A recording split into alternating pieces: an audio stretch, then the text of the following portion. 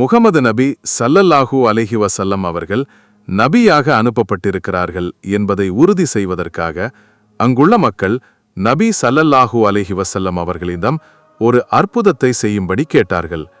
அப்போது நபி ஸல்லல்லாஹு அலைஹி வஸல்லம் அவர்கள் சந்திரனை 2 துண்டாக பிரித்து காண்பித்தார்கள். 2 துண்டுகளுக்கு இடையில் ஹிரா மலை தெரிந்தது. இதை மக்காவாசிகள் பார்த்தார்கள். இந்த அற்புதத்தை கண்களால் பார்த்தும் அதை பார்த்தவர்கள் இது ஒரு மாயாஜால வித்தை என்பதாக மறுத்தார்கள்.